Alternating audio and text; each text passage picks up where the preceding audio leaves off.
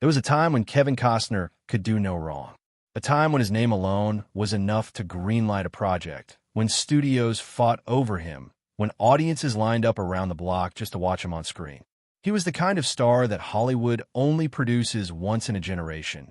Magnetic, reliable, and gifted with an almost uncanny instinct for picking the right roles at the right moments.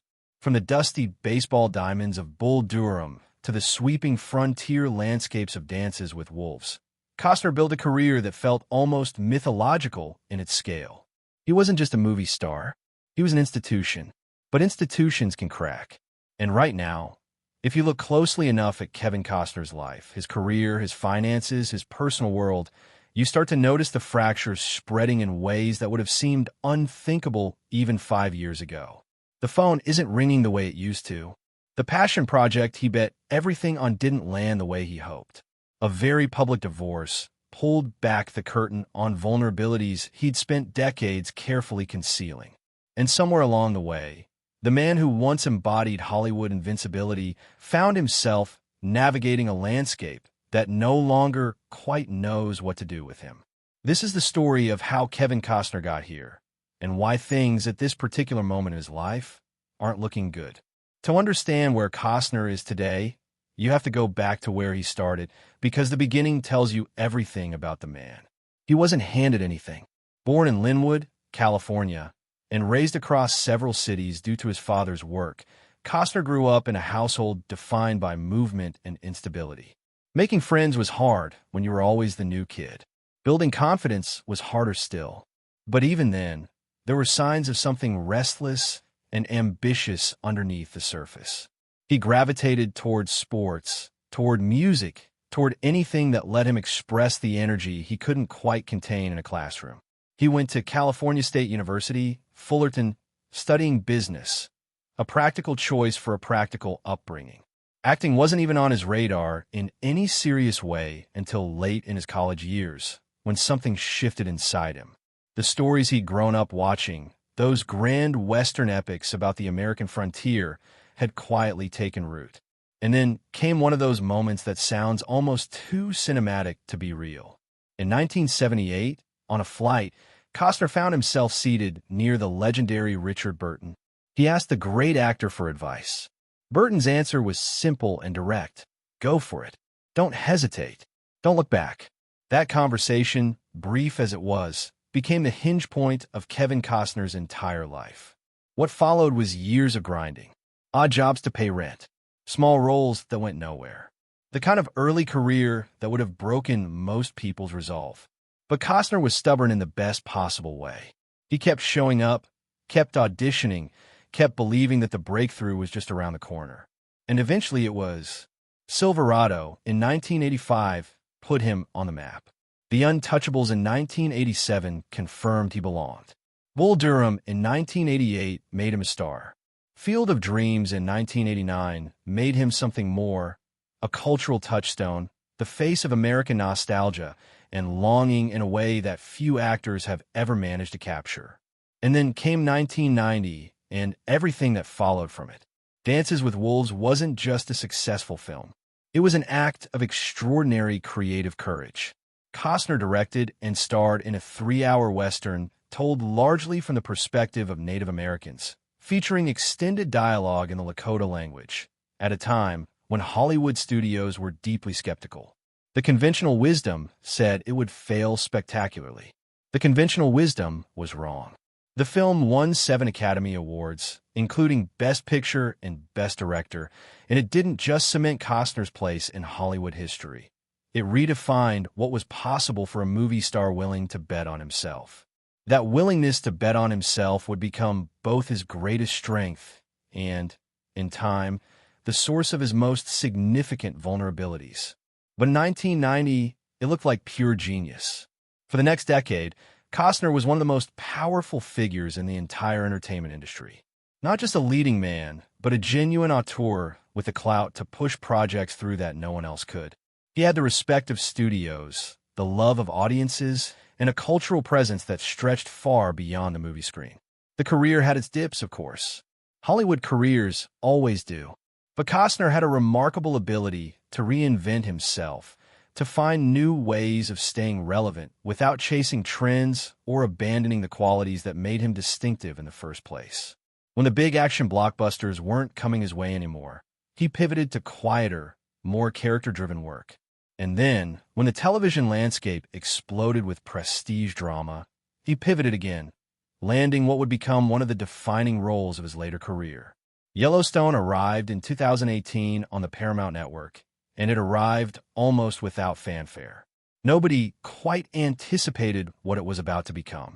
The show followed the Dutton family, ranchers in Montana fighting to protect their land against encroaching developers, corrupt politicians, and the complicated machinery of modern American power.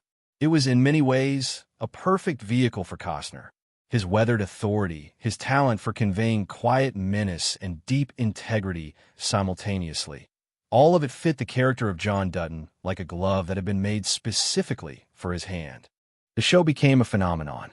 Not just a hit, but a cultural earthquake that revived the Western genre for a new generation and spawned an entire franchise of spin-offs and prequels. For Costner, it was a second act that most actors only dream about, a genuine career renaissance that introduced him to millions of younger viewers who hadn't grown up with Dances with Wolves or Field of Dreams. His face was everywhere again. His name meant something again in the specific way it had during his peak years. He was, once more, the face of something enormous, which makes what happened next all the more difficult to fully comprehend. Costner's departure from Yellowstone following its fifth season was one of the most talked-about moments in television in recent memory. The story that emerged in the press was messy and contradictory. Reports of a feud with creator Taylor Sheridan circulated widely.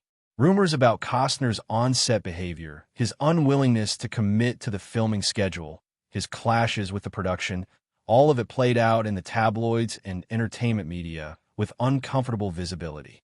Costner himself pushed back firmly on much of this narrative. His version of events centered on scheduling conflicts and the practical impossibility of committing to Yellowstone's unpredictable production timeline, while simultaneously trying to bring his long-gestating passion project, Horizon, an American saga, to life. He had been developing Horizon for over 30 years. It was by any measure the most personal creative undertaking of his career, a sweeping multi-part epic about westward expansion in America, a project he was directing, producing, co-writing, and starring in simultaneously. Something, he said, had to give. And in the end, it was Yellowstone. There are people close to the situation who believe both versions contain elements of truth. The scheduling issues were real. The creative tensions were also real. What's harder to assess from the outside is exactly how much each factor contributed to the final break and whether things might have been handled differently in a way that preserved the relationship. What's clear is that by the time the dust settled, Costner was out of one of the biggest television shows on the planet, and the circumstances of his exit had generated a wave of negative press coverage that did genuine damage to his reputation within the industry. And then there was Horizon itself, the project that Costner had sacrificed so much to bring to the screen. He had reportedly invested tens of millions of his own personal money into the production, a financial commitment that would be audacious for anyone, but seemed almost reckless given the broader context of his situation. A high-profile divorce underway, questions already circulating about his standing in Hollywood, the uncertainty that comes with any independent production of that scale and ambition. The first chapter of Horizon was released in the summer of 2024. The reviews were mixed. More crucially, the box office performance was deeply disappointing. For a film that cost somewhere in the neighborhood of $100 million to produce, the returns were far below what would be needed to justify the investment, let alone fund the subsequent chapters that Costner had already been planning.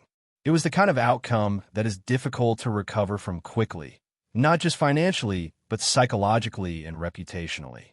When you have spent 3 decades telling the world that you have a vision, and you finally get the chance to fully realize it, and the audience doesn't show up the way you needed them to, the silence is devastating. Sources close to Costner described the aftermath as a period of genuine soul-searching. He was proud of the film. He believed in what he had made. But belief and box office receipts are two entirely different things, and the gap between them left him in a precarious position that no amount of artistic conviction could easily resolve. The financial picture adds another layer of complexity to everything. For years, Costner was regarded as one of the most financially secure figures in Hollywood, with a net worth estimated at various points between $250 million and $400 million. His asset portfolio was genuinely impressive: a sprawling beachfront estate in California, ranching properties, real estate holdings across multiple states. The kind of wealth that seemed to insulate him from the ordinary anxieties of the entertainment business. But wealth of that kind comes with extraordinary overhead costs, and those costs don't disappear when the work slows down. The divorce proceedings with his ex-wife Christine Baumgartner, a contentious and extensively publicized legal battle that concluded in 2023, pulled many of those assets into public view for the first time and offered a window into just how complicated and expensive his financial life had become. Legal fees alone from that process represented a significant drain. The settlement terms added more. And underlying all of it was the uncomfortable reality that his income from Yellowstone, which had been substantial, was now gone. At the same time, the tens of millions he had personally invested in Horizon represented money that, based on current box office performance, was unlikely to be fully returned anytime soon. People with knowledge of his financial situation have described it carefully but clearly. He is not in crisis, but he is under pressure in ways he has not experienced before. The margin for error that once seemed infinite has narrowed considerably.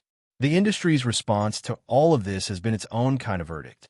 Hollywood is a town that respects success above almost everything else, and it has a long memory for failure.